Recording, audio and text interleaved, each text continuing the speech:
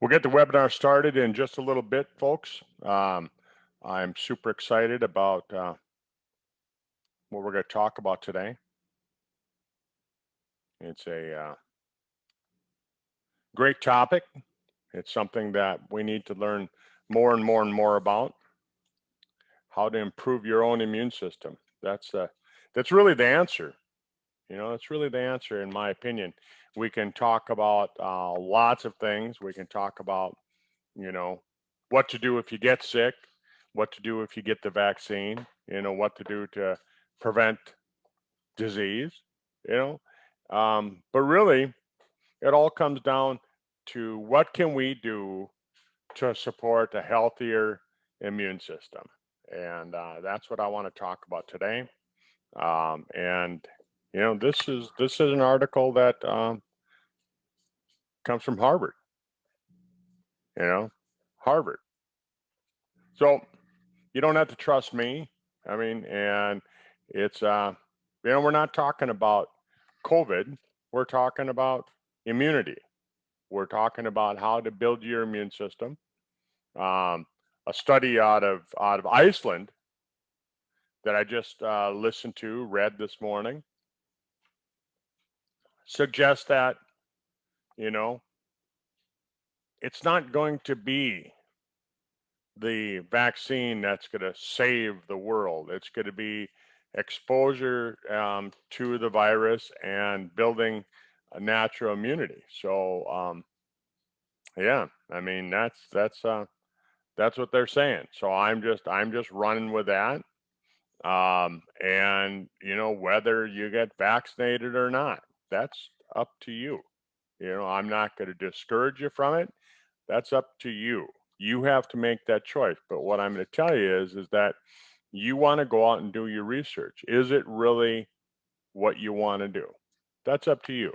And but I think no matter which way you go, natural immunity. You gotta build that immune system up. Do what you can. I feel tired this morning. I feel kind of run down. If I look like I'm a little tired, excuse me. My dogs, for some reason, decided that they needed to get up at 2 o'clock in the morning last night, and I have a hard time. Once I get up, I have a hard time, going back to sleep, and then of course they want to get up at the same time, and here he is, my mad dog, my 2-year-old. He thinks that when I start talking, it's time to play. So we'll get the webinar started here in just a little bit, kind of just giving you a background on everything. Thanks for being with us. If you're here today, give us an old thumbs up or a smiley face or a heart. Let us know that you're there. Get into the discussion. Tell us your story. What's your story? Have you had the vaccine and did you have any side effects? Did you have the vaccine and no side effects? My mom and dad got vaccinated, and dad's 83, mom is 82. They got vaccinated, a little bit of arm soreness. I think my mom experienced a little bit of fatigue, but, hey, she's 82 years old. Sometimes older people have some fatigue anyhow. So was it necessarily, related to the vaccine? I'm not going to say that. I don't know. I don't know for sure. All right, there's my friend Andrea. She just joined us today. She decided to take the time out of her busy day to be here with us, and I appreciate that. I decided to be there with you. And yeah, so we appreciate you jumping on, Andrea. I just got out of the shower. Did you? Well, Yep. I'm glad, because we actually have smell-o-vision on this webinar. Smell-o-vision. Well, that's good. Yeah, we have smell-o-vision. It's scratch and sniff. So I'm scratching my screen right now. Oh man, you smell a lot better. Yeah, it should smell like sizzle. Sizzle fresh. So that's right. Sizzle like and in bacon? No. Sizzle in like toxin free. Toxin free. Yep. All right. Well, hey, Andrea, I'm going to stop this screen share. But before I do, check this out. So this comes from Harvard, you know, and I know you're not a big believer in big academia and that, but, you know, they've got some good stuff. Okay. And What's it this about? comes, so this, you can't see the screen? I can, but not very well. It's tiny on my phone. I Oh, see it's on your phone. oranges. Okay. So this is from Harvard Medical, and it says nutrition and immunity. And this is Okay. written before COVID. So we're not particularly, like I was saying before you jumped on the call, we're not, you know, pinpointing talking about COVID. We're talking about today about building the immune system, supporting the immune system. Okay. And so here's what Harvard said. During the flu season or times of illness, people often seek special foods or vitamin supplements that are believed to boost immunity. Vitamin Mhm. C in foods like citrus fruits, chicken soup, tea with honey are popular examples. Yet the design of our immune system is complex and influenced by an ideal balance of many factors, not just diet, not just one specific food or nutrient. However, a balanced diet consisting of a range of vitamins and minerals combined with healthy lifestyle, like adequate sleep, exercise, low stress, primes the body to fight infection and disease. Would you agree with that? Yeah, I would agree with that. Yeah, exactly, right.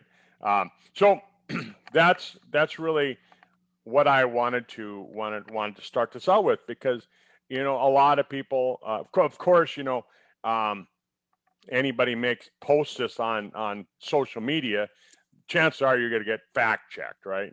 Because Yeah. You can't do anything automatic. natural. Yeah, everything. Anytime you talk about anything natural, of course, you know it has to be about COVID, and so then they're going to Hmm. fact check you. But you know, we're just talking about supporting a healthy immune system, Right. whether it's 5 years from now, 10 years from now, 20 years from now, and all this stuff, this pandemic that we're talking about right now is over with. Isn't it important to have a healthy immune system? At all times. Yes. Yeah. So I remember when I was a kid, you know, chicken pox, Hmm. right? Did They you have them? wanted, oh yeah, yeah, I've got Okay. scars right here, I right? have a few. That was where I scratched one. Yeah, I got a couple, but you know, we all got over it, right? We sure did. What else did we get? Yeah, we got a lot of things, right? No, we got And lifetime immunity. That's what we got. we got lifetime immunity. Well, I thought you meant what else? What other diseases do we get?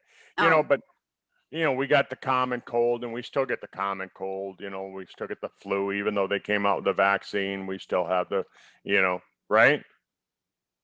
Hmm.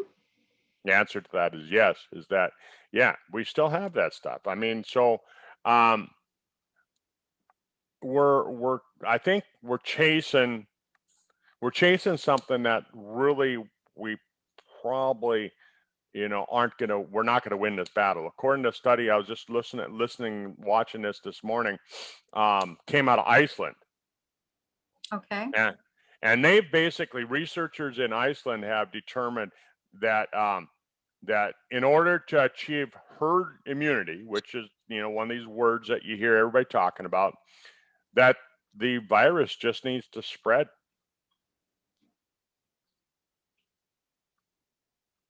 Interesting, huh?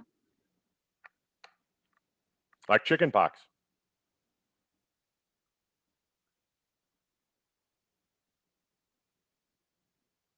You You know, I'm had it, not gonna. You know, I'm not gonna open my mouth about that. but you had the virus. You got sick Oh, I was very sick for 2 months. And then for I two had, months. then I had what they call long haulers conditions afterward. Still have a little bit of that, but I sought natural treatments and I'm better. Good, and so you built up your body again. Hmm. Yeah, that's kind of what I was hoping you'd say. Yeah, so you know, they talk about long haulers. You brought up the word, so I'm just going to run with that. You brought up the term long haulers. They say that, oh, that some of them are going to have problems with mental fog for the rest of their life. Did you get over that? Yes. Yes. Okay. And But but I you took had your things to, somebody. I took things to get over that. You know, it's like, if you had it, or if you get the jacks, it's the same thing that's happening in your body. And that condition is going to stay there until you do something to remove it. So That's right. That's right. mhm, Until you do something, you have to be proactive. You don't just sit around and go, well, you know, I hope it goes away. mhm.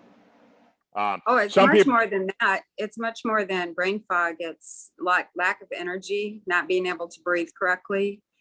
I know two people that got swollen tongues. A year later, their tongues still swell up when they eat sugar. Just a lot of really bizarre when they things. eat sugar, tell me about Hmm. that. Tell me about that. Well, they've kind of pinpointed it down. I'm very close to one of those people, and she's kind of pinpointed it down to that her tongue swells when she eats something really sugary. Like, she went to the doctor 4 times, I think. They tried different things. They tried steroids. They tried giving her something that would fight like fungus and stuff like that. They didn't know what it was. And it was like just this summer that she was with another friend who said, oh yeah, I had the plague back in over a year ago. And that person is in the medical field. She said, I had it over a year ago. She said, the only thing I have really left over is my tongue still swells up. And the person I know said, really, you're the first person I've met that has that same thing I have. So if there are people out there with swollen tongues and you're trying to fight that, that's what it is. So now your friend and then this person in the medical community that had it, what are they doing about it? Are they doing anything? Um, they're trying different things, different natural things, but Okay. But hers is much better they haven't than it found was. anything yet. They haven't found No, like anything in the yet. beginning, her tongue was swollen like for 2 months straight and raw. Wow. And it's much better now. It just flares up once in a while. So her body Yeah. probably is overcoming that over Okay. time. Well, we'll talk a little bit about some things that you can take to lower inflammation, of course, because you know Hmm. inflammation is one of the things that's bad with this. Right. So Yeah, that's the main thing. we'll talk about that. You know, and how about as far as like I know in the beginning you had said that you had some problems with taste, your sense of taste. Has that gotten better? Hmm. Is it back Oh to yeah, normal yet? I think it is. Yeah. Yeah, that was pretty much right during when I had it. Okay. Sense of smell came back. Hmm. All right. So if my dog farted around you, you'd be able to smell it. Hmm. Or if you farted around me, I'd smell it. Well, I just blame it on my dog. Right. But you know, okay. So yeah, we got to goof around a little bit, you know. Um, so you know, the study that I just put up there, it was from Harvard, and they're talking about you can boost the immune system with food, and you know, with Partially. diet. Yeah, with diet, Mhm. and they've come out. You know, my son got on my case a year ago, over a year ago, really, and he said, Dad, he said you're gonna die. He said because you're Thank you. obese. Well, Yeah. you know, and I appreciate that. You know that he that he pointed it out because I didn't know by just looking in the mirror, right? I didn't notice it by just getting on the scale, but you know, you know, people that are overweight, you know, like I was and I still am, we know we're overweight. We don't, Hmm. you know, Yeah. you don't have to point at us and say, hey, you know, did you know that? You know, no, we Hmm. know that, and and and and we know we've read the reports, we've seen the studies, we've Hmm. seen the statistics, right? And we are genuinely concerned. If you're overweight, if you don't have concern about what's going on right now in the world with this pandemic, well, you should be, you know. Mhm. And so last fall, when Tom Mauer Jr. came out with our new weight loss product, I was like, hey, pick me, let me try it. And Mhm. and I was, you know, gonna make it work no matter what. Well, that's it. Like, I would say what, 85% of Americans are overweight. You 70%, just 72%. 70. You just have to get to a place where you're determined to put in the effort to make it happen, to get the right mindset, to take care of it. That's all. That's right. Well, isn't there a saying that you're going to make a change when the fear of staying the same is greater Mhm. than the fear of change? Isn't Right? that how the saying goes? The fear of staying the same is greater than the fear of staying of change. And all of a sudden, you're going to Mhm. go, okay, I got to do it. Right. Right. And so the tools that I was given in late November, early December, right before the holidays, was a Mhm. product that it helps turn my body into a fat burning machine. So Mhm. I go into ketosis easier, and I know Right. you're kind of a pro keto girl, and so it puts you into that fat burning mode, which is really what keto is. It's not a high Mhm. protein diet like some people seem to think it is, but it's a fat burning diet is the best Right. way to describe it. And then he put some other ingredients that help lower the stress, which is Mhm. good, especially in today's world. We got to have a lower stress level. There's ingredients in there that help kind of give you that mental clarity and lower the stress, because stress causes increased cortisol, and that causes you to have more inflammatory, pro-inflammatory cytokines, and that, and then it also helps to get rid of hunger. So that's how the product works. Yeah, definitely.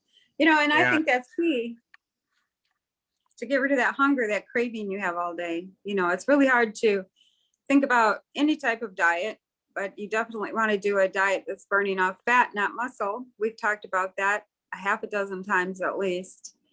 And that's just key. yeah, yeah. So whatever you do, whether you get a hold of me, and don't just go and Google Sizzle and jump on there and buy the product from the company, because then there's all of us that are reps that we're doing this not just to help people, but we do it as a business as well. I don't charge you for these videos. For the time that I take. Mhm. I came up with something this morning. You probably thought it was kind of cute. Yeah. WWDFW, right? Or Yeah. what would Doc Fizz do? Because a lot of people, I mean, I had a call this morning. A guy called me up. Well, actually, his girlfriend texted me first and said, "Hey, can I have my boyfriend call you?" Because and you're probably listening to the video right now, so I'm talking about you. But you know, uh, oh, my Chevy Astro van doesn't start. What would I do? And I thought, oh man, what would Doc Fizz do? Yeah. So I jumped on that. But so Andrea, I mean, the whole thing is that we can do different things to build our immune systems and help support natural immunity. Mhm. Um, you know, we take a look at what happened in Massachusetts, right? 75% of the people in that huge outbreak that happened there. I forget what was the name of the town. Do you know? I don't. I forgot to write it down. But 75% of the people that were in this huge outbreak that happened just recently were fully vaccinated. Fully vaccinated. They didn't just have one shot, they had two. That's happening across the globe. Yeah. And so the problem with it is that people are putting this false sense of security in the vaccine. Let's just say the vaccine works. Let's just say that it works. I'm not here to tell you, I'm not a scientist. I'm not going to tell you that it doesn't work. All I'm going to say is that they put this false sense of security into it, and they were told that they're going to beat this virus with this vaccine. So all of a sudden, all these people get vaccinated, and they think that, oh, they're safe. They can't get infected. They can't spread the virus. And there's part of the problem, Andrea, is that now Right. these people are running around. They can carry the virus. Maybe they don't get as sick. Maybe they don't get as sick as the people who don't get the vaccine. But that doesn't mean you can run around the world and not spread it. Yeah, they're definitely carrying it. Yeah. So there's part of the problem. So all of a sudden, it's like this thing starts to explode, and now they're saying, oh, there's these super spreader events, right? Like like that Sturgis is going on right now, and they're saying, oh my gosh, But I was just reading up on the studies from last year. They had 450,000 people that attended, and the worst statistic that I can find is that 0.09%, so less than 0.1% of the people that attended got infected. And they related one death to it, a guy in Minnesota who had heart disease, and he actually died from heart disease, Andrea. I mean, I'm just giving you the facts. I'm giving you the numbers. I'm not trying to say that I'm some super scientist that's gone out, and I'm not a statistician. I haven't read up on all these things. I'm just saying that, hey. I'm not a statistician either, but supposedly the CDC is, and they've come out twice and reported that twice. Once was over a year ago, once was recently, that only 1/6 of the people that were counted as actual COVID cases for DEATH were COVID.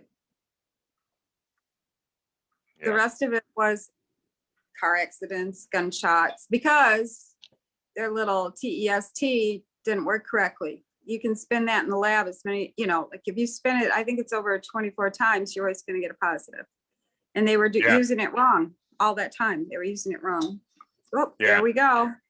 Oh, you did that. I thought I got kicked off. No. I just wanted to pull this up. Can you see what I have on the screen? This is like an eye appointment. Obesity. Go ahead, read it to me. So it just said, so this comes from the CDC, right? And you were just talking about the CDC, and so this is the CDC, saving lives, protecting people. That's what they have on their headline.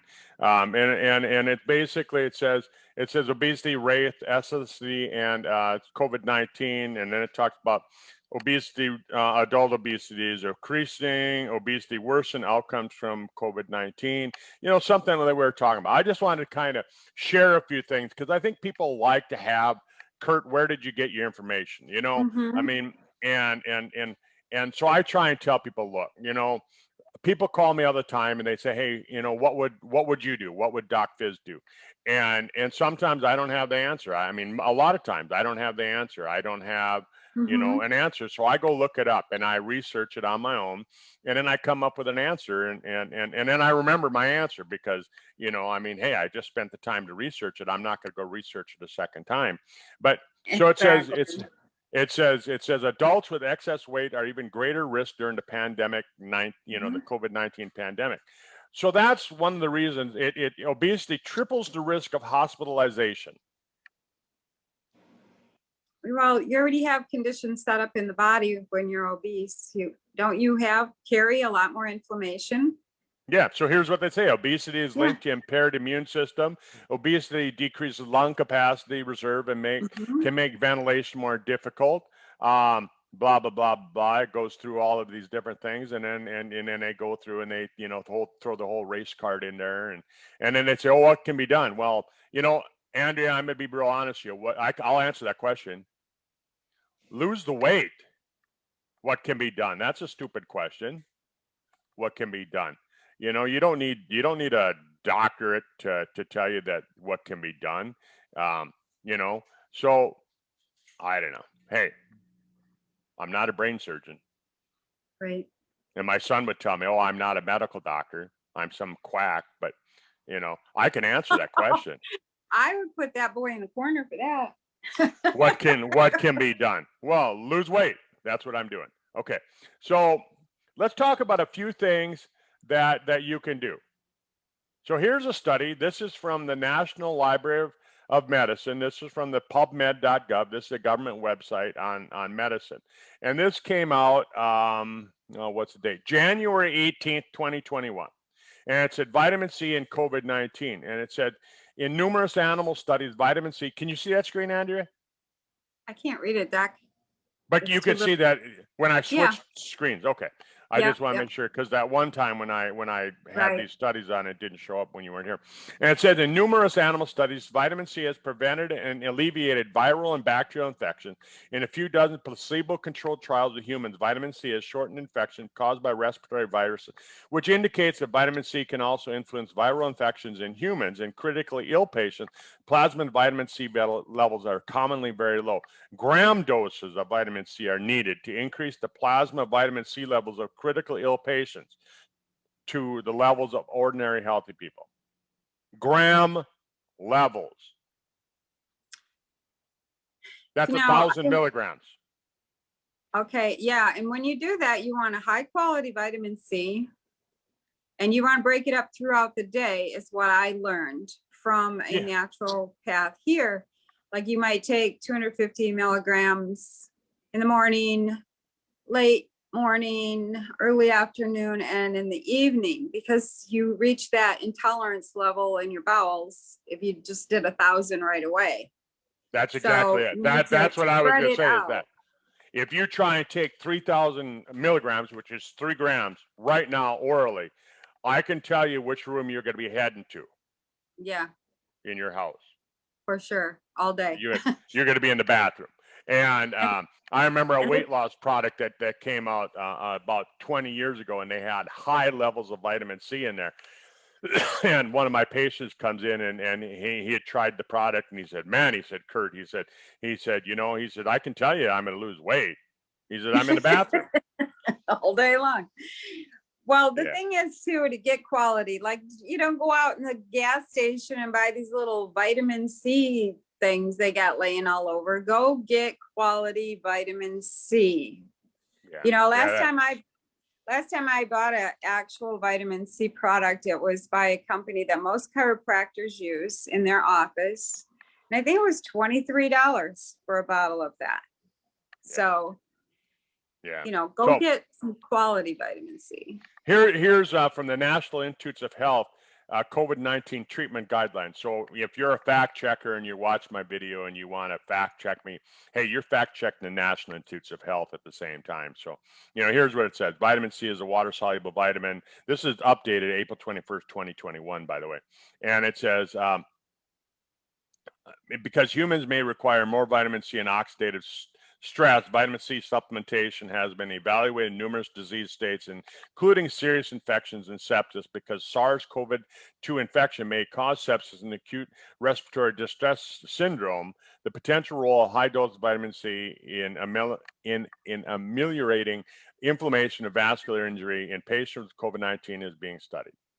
So they're basically, if you read this whole study, they go on to say that, you know, there's insufficient evidence to say this, and they're, you know, but they go on to say that, oh yeah, even though we see patients who receive standard of care achieve 50% reduction in their symptom severity scores in a mean level of 6.7 days using vitamin C. Oh, but there's insufficient evidence, you know. So Andrea, I just wanted to throw that out there, you know. So let's look at another vitamin. Let's look at another vitamin. Okay. Right? And so this one's vitamin D. This is March 17th, 2021. March 17th, 2021. So so this is under a magazine, a medical magazine called Endocrinology. And it says vitamin D is known not only for its important for bone health, but also biological activities in many other organ systems. You can see this, by the way, can't you? The screen? Yes. Okay. Mhm. And this is due to the presence of vitamin D receptors in various types of cells and tissues, including skin, skeletal muscle, adipose, endocrine cells, pancreas, immune cells, and blood vessels. Experimental studies have shown that vitamin D exerts several actions that are thought to be protective against the coronavirus disease, infectivity, and severity. This includes immunomodulatory effects on the innate and adaptive immune system, the regulatory effects on the renin, angiotensin, aldosterone system in the kidneys and the lungs, and the protective effects against endothelial dysfunction and thrombosis. Oh, really? Wow. Sounds important to me. Prior to the COVID-19 pandemic, studies have shown that vitamin C or vitamin D supplementation is beneficial in protecting against the risk of acquiring acute respiratory viral infections and may improve outcomes in sepsis and critically ill. Andrea, doesn't it sound important to be on vitamin D? Oh, yeah, definitely. So here, let's go down to the bottom of this paragraph. I'm not going to read this whole thing to you. And it says, there is no downside in increasing vitamin D intake and having sensible sunlight exposure to maintain serum 25 hydroxyvitamin D, that's vitamin D3, at a level of 30 nanograms per milliliter in your blood, preferably 40 to 60 nanograms per milliliter, to minimize the risk of COVID-19 infection and severity. Hey, folks, ask your doctor to measure your vitamin D levels. This is coming from the National Library of Medicine. This is coming from May 27th. This is just a couple months ago, right before summer hit, right? And the article was written March 17th of this year. And they're basically saying that you want to try and have your levels, preferably 40 to 60 nanograms per milliliter in your blood. I think that's even low because information I saw is it works in support against breast CANCER, and you have to have over 60 for that. So I think this is low. Oh, you know, but what if we just get everybody to increase it to 40 to 60, Andrea? Right. Well, I saw a doctor report that we didn't have a pandemic. We had a vitamin D deficiency situation. And you and I have been saying that for years on this call. We've done webinars on that, you know. So folks, I mean, I'm just saying, here's this. Now, here's another study. Oh, Mayo Clinic. Can vitamin D protect against the coronavirus disease? Right? And he said, oh, there isn't sufficient data to recommend the use of vitamin D. What? Didn't I just read you this study? Look at it. This comes from endocrinology. Andrea, this comes from Mayo Clinic. There isn't sufficient evidence. Wait. Study. Endocrinology, published March 17th. Published May 27th, just before the summer. Vitamin D. They're saying you want to have it 40 to 60. Wait. Mayo Clinic. Not sufficient data. Andrea, who are these people? Oh, wait, his name is Dr. William Marshall III. His answer is Dr. William Marshall III, MD, he's an MD. And he says, you know, oh no, we don't have enough. Come on. This is why you need to do your own research. Like you say, people call you and say, hey, what about this? And you say, well, I've done that research and here's my answer. Or you go out and Google it and get the answer. People, you can do your own research. Go to Google, or if you can't find it there, which is highly likely, go to PubMed.gov, go to, you know, these different pull up these studies just pull up these studies that I just gave you. Yes, pull up studies and do your own research. And here's the thing. If you gather enough information, you can figure out who's lying and who's not lying to you. Yeah. So here's another one. And I've published this one on Facebook before, but this one it was written and it was published on the internet October 9th, 2020. So not even a year after this whole pandemic started, this was published. And then it was published in this medical journal. Excuse me, my dog thinks it's time to play. But look at this, Andrea. He's scared of this therapeutic massage gun. I pointed at him and he runs. But Well, you figured okay. that out. Oh yeah, I figured it out. But my old dog, he likes the massage. He figured out he likes massage. So this was published in March of 2021, and it says the role of Gwiserton in coronavirus disease 2019. So several months ago, an outbreak of pneumonia, unknown etiology, was detected in Wuhan City in China. An etiological agent of an atypical pneumonia was isolated by Chinese authorities as novel coronavirus. The WHO, World Health Organization, announced this new disease was to be known as COVID-19. When looking for an antiviral compounds, knowledge of the main viral proteins is fundamental. The major druggable targets include the three chymotrypsin-like protease, papain-like protease, and RNA-dependent RNA polymerase, and spike protein. All right. We've heard RNA, lots of RNA talk. We've heard all talk about this spike protein and things like that. So it goes on to say Gwiserton, which is a natural substance that comes from eating apples, onions, things like that. We've all heard eat an apple a day keeps the doctor away, right? And maybe there's some truth to that. Somebody came up with that. But respectfully, so it says Gwiserton is a theoretical but significant capability to interfere with the SARS-CoV-2 replication, with the results showing this to be the 5th best compound of 18 that were studied. Gwiserton has both anti-inflammatory and thrombin inhibitory actions, and it should be taken into consideration. So, hey, this is published, March of this year, Andrea. This is on PubMed. I'm not making this crap up. I'm not making this up. So here's a natural substance, Gwiserton. I take it every day. I've been taking it every day for a long time. Before COVID, I was taking it. Okay, so let's look at something else. Let's look at elderberry. So this is from the Canadian College of Naturopathic Medicine, right? Elderberry for prevention and treatment of viral respiratory illnesses, a systematic review, right?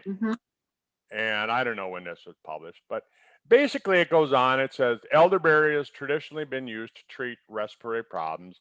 And because of the COVID-19 pandemic, there's been an interest in elderberry supplements to prevent disease, blah, blah, blah, blah, blah. And, and it stops the pro-inflammatory production, the overproduction of these cytokines. And, the results. I'm just going to go right to the bottom of this. You can look this up yourself. I'm not here to read it to you. One small study compared elderberry to diclofenac, a non-steroidal anti-inflammatory drug, and provided some evidence that elderberry is as effective in cytokine reduction over time. Yeah. But they go on to say, but we don't have the evidence to make a firm conclusion. Okay, well, I don't need a firm conclusion, Andrea. I just need to know that it's not going to harm me, and it's and it works. Well, there you go. It works. Well, that's a natural substance. So again, they have to be careful what they put out there because they'll be censored. Yeah. So here's one. This is, again, it's on PubMed, and this is the Journal of Diabetic review of some kind. And this was published 2018, September 2018. And it says therapeutic potential fulvic acid in chronic inflammatory diseases and diabetes. I'm not saying that if you have inflammation and if you have diabetes, don't listen to your doctor, Andrea. I'm just saying that diseases associated with inflammation, such as diabetes, cardiovascular disease, colitis, have been increasing. This is what it says. This is another Canadian study. You guys must have a lot of inflammation up there. But fulvic acid may provide promising outcomes for chronic inflammatory diseases. What is fulvic acid, Andrea? Dinosaur poop. Well, actually, no. It's you keep saying that it's not, but it's decomposed ancient seaweed.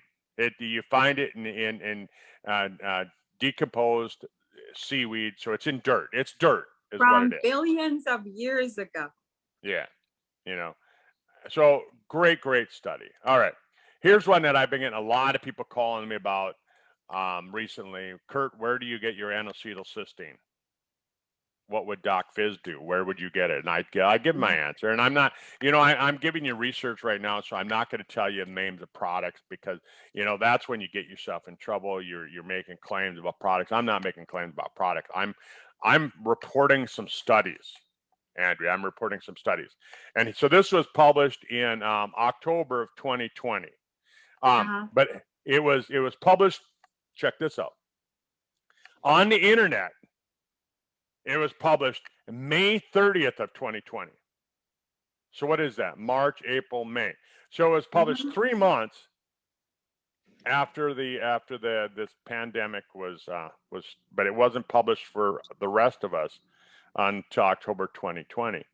And so it goes on to say N-acetylcysteine, a potential therapeutic agent for the SARS-CoV-2. Again, folks, if you're a fact checker, if you're listening to me and you're fact checking me, go to them. Don't go to me. I'm just reading it to you.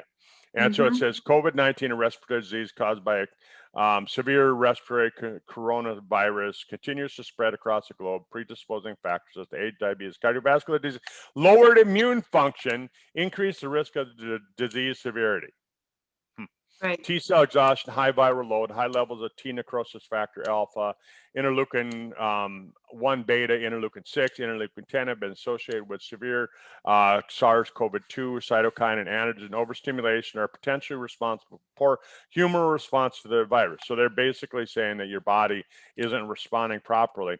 So lower cellular redox status, which leads to pro-inflammatory states mediated by tissue necrosis factor, also potentially implicated in vivo, in vitro, and human clinical studies that demonstrated that N-acetylcysteine is an effective method of reducing redox status, especially when under oxidative stress.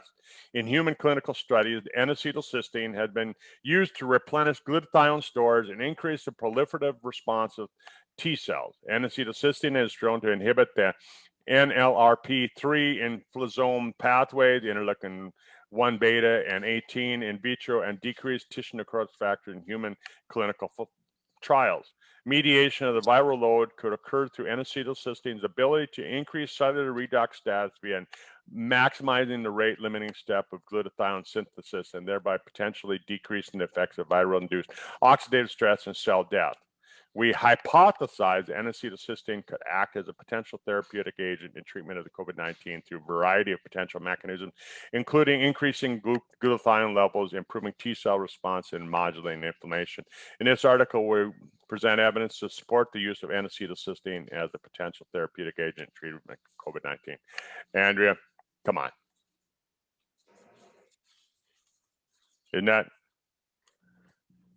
important stuff to know? I think so. Yeah. WWDFD. What would Doc Fizz do? Well, you know what I would do. Every single one of those things that I just talked about. Every single one. I don't take just one. I take every single one of them.